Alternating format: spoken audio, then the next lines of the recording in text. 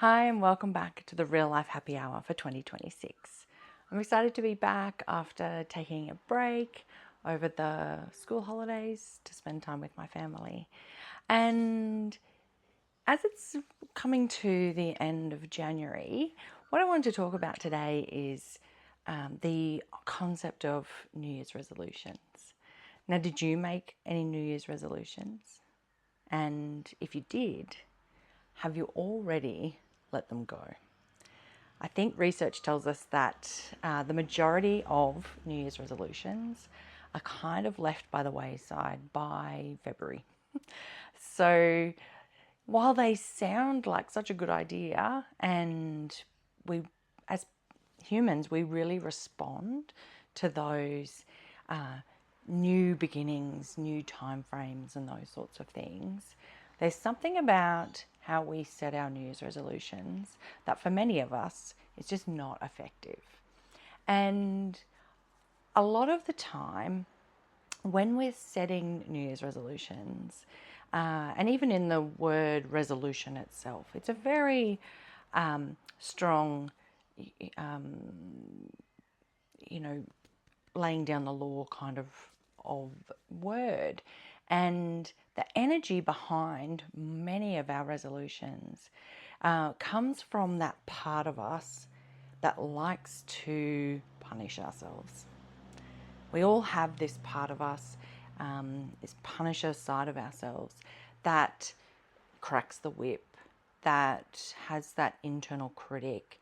You need to do this, more of this, you need to be better at that, you need to lose weight, you need to run faster, do harder. And while in some situations, if you're in midway through a marathon and you need a little bit of a pep talk to keep you going through, sometimes it can be helpful in those situations. But in general, what a punisher, that kind of punishing mentality does, is makes us feel bad about ourselves. And what we know from goal setting research is coming into goals with negative energy and feeling bad about ourselves makes us much less likely to actually achieve those goals. So for me, I don't set New Year's resolutions. Often I find it's a nice time of year to take some time to reflect and see what I would like to see evolve over the year. But I much more now come from it from a place of intentions. So it's a more positive look at it. It's like, well, what in my life do I want to expand? What do I want to see more of? And even though some of the outcomes may look the same, coming at it with that different energy of what I would like to have more of in my life rather than what I am going to cut out or take out or force myself to do. So, for example, say with something like exercise, the way you frame a goal or an intention or a resolution around exercise can feel very different. So, for example, say you say, I'm going to get fit and lose weight. That's my goal. So it's very much, well, that, bossing you, that's what you're going to do. Saying you're not fit now, and it comes with that connotation of, well, you're not doing it right now, and you're. Whereas, say you have a goal or an intention that, this year I'm going to move my body in ways that make me feel strong and ways that bring me joy. So you might do the same things, like to make yourself feel strong, you might still do those weights, but you're coming at it from this place of, I want to feel stronger. Like, I'm already fine the way I am, but I want to feel stronger and I want to move with joy. And so you might choose slightly different activities. You might choose exercise activities that you enjoy rather than forcing yourself to join a gym and do the things that you think you should do. And that's the difference. I want to nourish myself. I want to nourish my body and treat it with reverence.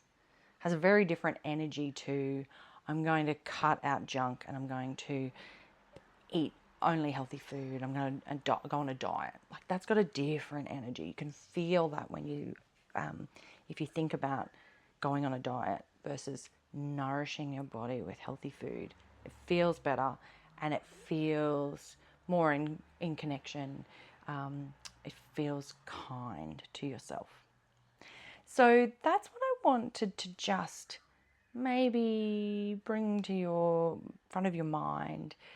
If you did make some New Year's resolutions, and looking back on them now, you can see where they've come from, that punishing place. Maybe you can just sit with them again and see if they are what you truly want and need, or whether or not you've created them because you feel like that's what you should be doing.